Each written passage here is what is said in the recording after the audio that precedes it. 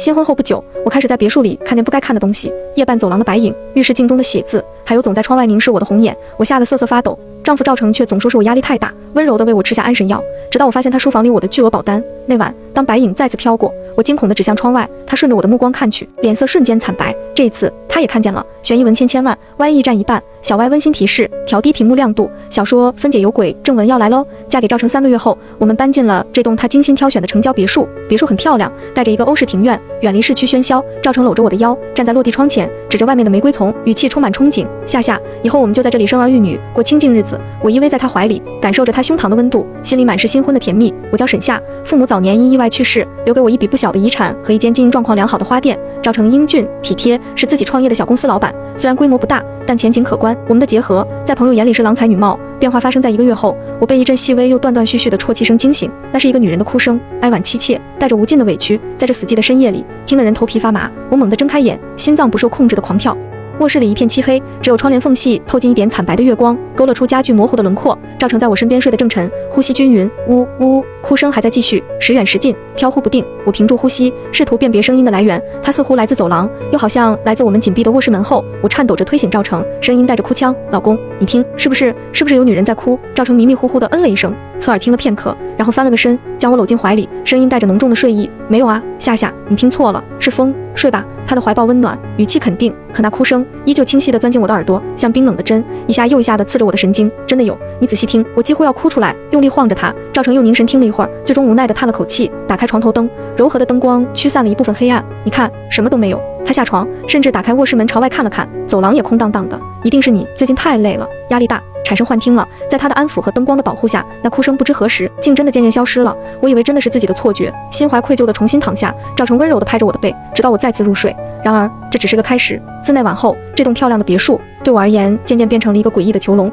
我开始在白天也感受到那种无处不在的注视，有时我在画室里作画，会突然觉得脊背发凉，猛地回头，却只看到空无一人的房间和窗外摇曳的树影。有时我独自在客厅看书，眼角的余光会瞥见楼梯拐角，似乎有白色的衣角一闪而过，待我定睛看去，那里只有光洁的木质扶手。有时我甚至会感觉有人在背后对着我的脖子吹冷气，回头却空无一人。真正的恐怖发生在几天后的一个深夜，我起夜去洗手间，没有开大灯，只有脚底感应灯散发着幽微的光芒。当我洗完手，抬起头看向镜子时，浑身的血液仿佛瞬间冻结了。镜子里，我的影像身后，在那片本该是浴室门口的黑暗背景里，隐约站着一个模糊的人形轮廓，很高很瘦，穿着一身似乎很陈旧的白裙，长发披散下来，遮住了大半张脸。他就那样静静地站着，一动不动。我吓得魂飞魄散，发出一声短促的惊叫，猛地转身，手指颤抖地按下了浴室灯的开关。啪！刺眼的白光瞬间充满整个空间，浴室里空空如也，门口什么都没有，只有冰冷的瓷砖反射着灯光。我瘫软在地，心脏几乎要从喉咙里跳出来，巨大的恐惧攫住了我，让我连哭都哭不出来。赵成被我的惊叫吵醒，冲进浴室，看到我狼狈的样子，连忙将我扶起。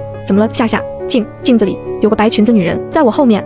我语无伦次的紧紧抓着她的睡衣，仿佛那是唯一的浮木。赵成看向光洁如新的镜子，又扫视了一圈空荡荡的浴室，眉头微蹙，然后用力将我拥入怀中。没事了，是幻觉，一定是幻觉。他的声音沉稳，带着令人安心的力量。你看，什么都没有，肯定是你最近神经太紧张了。明天我带你去看看医生，好吗？在他的怀抱里，我惊魂未定，却也开始怀疑自己，难道真的是我病了吗？可那种被窥视的感觉，那清晰的啜泣，还有镜中那一闪而过的恐怖影像，真的都只是我的幻觉吗？那夜镜中惊魂之后，我的神经变得如同惊弓之鸟，任何一点风吹草动都能让我心跳骤停。我变得神经衰弱，不敢独处，夜里必须开着灯才能入睡。赵成始终耐心十足，他带我去了市内最好的医院，挂了最贵的专家号，一系列复杂的检查下来，脑部 CT、心电图、血液检测，所有生理指标都显示正常。最后，一位戴着金丝眼镜、气质儒雅的心理医生，在听完赵成详细描述我的症状后，给出了初步诊断：急性焦虑症伴随感知觉失调，并委婉地建议进行药物干预，同时需要一个安静、稳定的环境进行休养。你看，医生也这么说。走出诊室，赵成揽着我的肩膀，语气带着一种果然如此的释然：夏，你就是太敏感，压力太大了，别担心，我会照顾好你。于是，我的生活被彻底规范起来。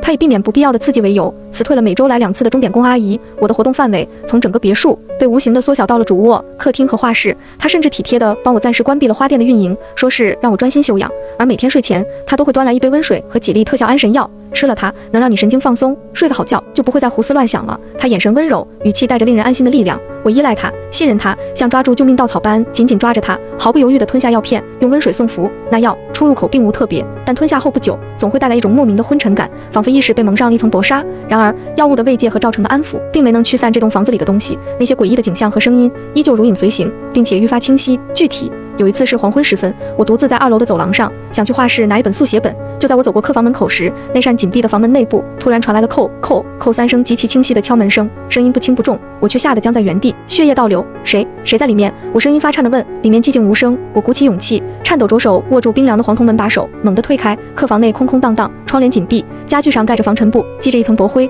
根本没有人活动的痕迹。我几乎是连滚带爬地跑下楼，扑进正在客厅看文件的赵成怀里，语无伦次地讲述刚才的遭遇。赵成放下文件，耐心地听我说完，然后牵着我的手亲自上楼，重新打开那间客房，里里外外检查了一遍。你看，什么都没有。他摊开手，语气带着一丝无奈的宠溺。可能是房子老旧，木材热胀冷缩发出的声音，或者是水管。别自己吓自己了，夏。还有一次是在深夜，我口渴下楼去厨房倒水，经过楼梯转角那面巨大的落地镜时，我无意中瞥了一眼，就这一眼，让我手中的水杯差点滑落。镜子里，我的倒影身后，客厅的沙发上似乎坐着一个人，一个低垂着头、长发遮面的女人轮廓，穿着一条颜色暗沉、式样古老的裙子。我尖叫着打开所有能摸到的开关，瞬间灯火通明，客厅里空无一人，沙发摆放整齐，没有任何人坐过的痕迹。赵成被我的尖叫引来，听完我的描述，他走到沙发前，甚至用手按了按坐垫。没有人，夏。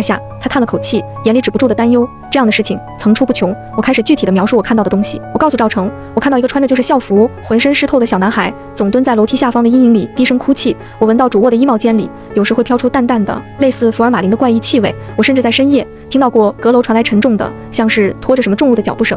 每一次我被吓到的时候，赵成便会立刻冲过来抱住我，安抚我，但他的眼神里除了担忧，总有一丝让我无法理解的平静。他永远看不见我指出的鬼影，听不到我描述的怪声。夏，放松，那里什么都没有。他总是不厌其烦地重复，语气温和却笃定。起初我深信不疑，我认为是自己病了，给他添了麻烦，内心充满了愧疚和对他的依赖。直到有一次，我因为看到浴室镜面上浮现出的血手印而吓得崩溃大哭。他赶来后，先是拥抱我，然后去检查镜子。在他转身用抹布擦拭那根本不存在的血手印时，我透过朦胧的泪眼，似乎捕捉到他嘴角那一闪而过的弧度。我看着他将擦拭干净的镜子转向我，脸上重新挂上温柔耐心的面具。看，什么都没有，乖，别哭了。我止住了哭泣，依偎在他怀里，心脏却一点点沉下去。怀疑的种子一旦种下，便会疯狂生长。赵成依旧扮演着完美丈夫的角色，无微不至，耐心包容。但我开始下意识地观察他，捕捉他言行举止中任何一丝不和谐的细节。我发现他偶尔会在我见鬼后背对着我，嘴角勾起一丝转瞬即逝的难以察觉的弧度。我发现他对我吃的安神药格外上心，每次都亲自取用，瓶子也放在他书房的抽屉里。一次他酒后睡得很沉，我悄悄拿到他的钥匙，打开了那个上锁的抽屉。里面不仅有那瓶安神药，还有几份折叠整齐的文件，纸张的边缘有些磨损，显然被反复翻阅过。我拿起最上面一份精神疾病司法鉴定流程与评定标准最新版，我快速翻动，触目惊心的是，上面用亮黄色的荧光笔醒目地标记出了诸多条款：持续性幻觉、关系妄想、被害妄想、社会功能严重受损、无自制力等等。旁边甚至还有细密的注释，需至少持续1个月，证人证言关键，药物影响需排除。放在下面的是一份我的高额人身意外险保单，受益人是他的名字，生效日期赫然在我们领取结婚证的1周之后。我几乎拿不稳那薄薄的几张纸。他为我买了一份巨额意外险，在我毫不知情的情况下，而生效日期距离我们搬进这栋闹鬼的别墅只有短短1个多月。最后一份是这栋别墅的详细建筑平面图和管线图，图纸上用红色的记号笔在许多地方做了清晰的标记和简短的注释，那些注释像一把钥匙，瞬间打开了我所有困惑的锁。主卧空调出风口，异响源可连接隐藏音箱，走廊转角东，光影投射最佳位，利用对面窗户月光路灯，楼梯下方储物间，视线死角，可放置低频声波发生器，主卧浴室镜，特殊涂层，需测试水汽凝结效果。旁边画了一个简单的血手印草图，阁楼入口，遥控装置，制造脚步声，电路总闸，可控时段短路。制造灯光闪烁，客房内壁中空结构，可藏匿设备或制造敲击声。一瞬间天旋地转，真相如同冰水兜头浇下，让我四肢冰凉。没有鬼，从来就没有，有的只是一个处心积虑想要将我逼疯，从而合法夺取遗产，甚至可能让我被意外死亡的丈夫。那些他看不见的鬼影，那些他听不到的怪声，全是他精心设计的骗局。这栋他为我打造的爱巢，从一开始就是一座针对我的华丽的屠宰场。那些深夜的女人哭泣，是隐藏的音箱；镜中的血手印，是特殊的化学涂层遇水汽反应；走廊的白影，是精心计算过的光影投射；阁楼的脚步声，是遥控装置；莫名的腐臭味，可能是某种化学制剂。所有的一切都是人为的，是一场处心积虑、精心策划的骗局。而这骗局的设计者和执行者，就是我身边这个同床共枕、口口声声说爱我的丈夫赵成。他利用我的信任，利用我对失去父母的恐惧和内心深处的不安全感，一步步将我引向他预设的陷阱，一个精神失常的结论。他想要的不仅仅是控制我，不仅仅是我父母留下的巨额遗产，他甚至为我的意外死亡提前买好了单。恐惧和愤怒在胸腔里冲撞，几乎要炸开。但我知道我不能慌，我擦干眼泪，小心翼翼地抹去我动过的一切痕迹，看着镜子里自己苍白却异常冷静的脸，深吸一口气。赵成，你想要这场恐怖游戏？好，我陪你玩到底。只是游戏规则该由我来定了，我倒要看看最后被逼疯的会是谁？我依旧是那个脆弱的需要保护的沈夏。我继续看见那些他为我准备的鬼，表演着惊恐和依赖。我按时服用他给的安神药，对他投去充满感激和爱意的目光。同时，我开始了我的反击。他睡前有吃维生素的习惯，于是我偷偷换掉了他抽屉里那瓶维生素，换成了外观一模一样但作用截然不同的药物。它们会让人精神亢奋、神经敏感，更容易产生幻觉和妄想。我小心把控着剂量，确保效果缓慢显现。再加上我做了一些布置，在我假装被吓到的同时，赵成发现我看到的景象中多了一些他也能看到，却并不是他安排的场景。我开始无意中向他提起，我查了这别墅的历史，听说几十年前这里有个女佣吊死在阁楼，死时穿着白裙子，眼睛是红色的。我描述的绘声绘色，仿佛亲眼所见。赵成起初只是敷衍地安慰我，说我胡思乱想，但渐渐的，我发现他看我的眼神有些不一样了。那里面除了惯有的担忧，多了一丝不易察觉的疑虑和不安。当我再一次提起别墅的传说的时候，别瞎想，他打断我，语气有些生硬，都是些乱七八糟的传闻，当不得真。但他端着水杯的手指